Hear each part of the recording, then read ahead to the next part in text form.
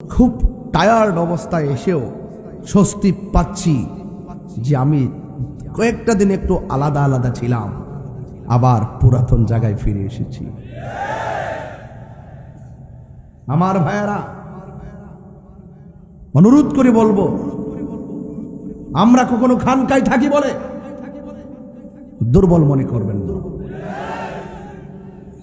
পীর মাশায়েখরা খানকায় তাসবিহ জপবে, এটাও ইসলাম। পীর মাশায়েখরা খানকায় মুরাকাবা করবে, এটা ইসলাম। পীর মাশায়েখরা খানকায় ধ্যান করবে, এটা ইসলাম। পীর মাশায়েখরা খানকায় বসে বসে শান্তির বাণী পৌঁছাবে, এটা ইসলাম। সেটা মনে রাখো। পীর মাশায়েখরা খানকায় বসে মুরাকাবা করে বলে দুর্বলতা মনে করবে না। আধ্যাত্মিকতা এটা দুর্বলতার বাণী নয়, আধ্যাত্মিকতা একটি শক্তিশালী বাণী। পীর মাশায়েখরা কখনো কখনো দেশের এই ক্রাইসিস মুভমেন্টে দিন রক্ষায় কখনো কখনো ময়দানে নেমে পড়বে, এটাও ইসলাম। কথা বলেন, ঠিক কিনা বলেন?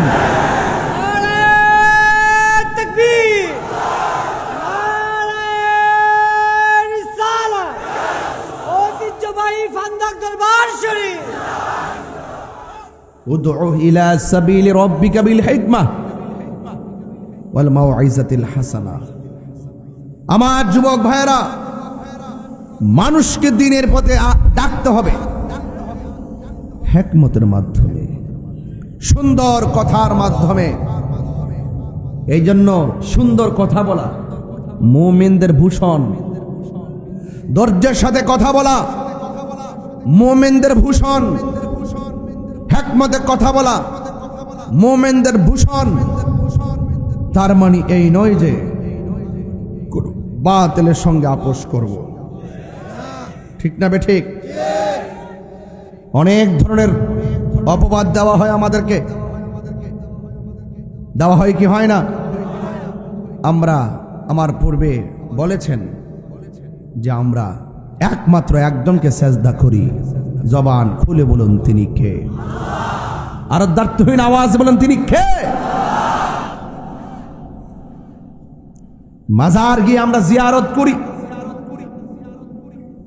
কিন্তু যারা জিয়ারতকে পূজার সঙ্গে তুলনা করে, রাসূল পাকের যে জিয়ারত করে যে সুন্নাত, এই সুন্নাতকে তারা বৃদ্ধাঙ্গুল প্রদর্শন করে। যারা রাসূল পাকের সুন্নাহকে অস্বীকার করে, সুন্নাহ প্রক্রিয়াকে পূজার সঙ্গে তুলনা করতে চায়, এরা কখনো নবীর খাঁটি উম্মত হতে পারে না। এরা বিভ্রান্তকারী, এরা মানুষের সাথে প্রতারণাকারী, এরা দ্বীনের ইসলাম নিয়ে অপব্যাখ্যা করে, কোরআন সুন্নাহর মন গড়া ব্যাখ্যা করে। এমন লোক আছে না নাই?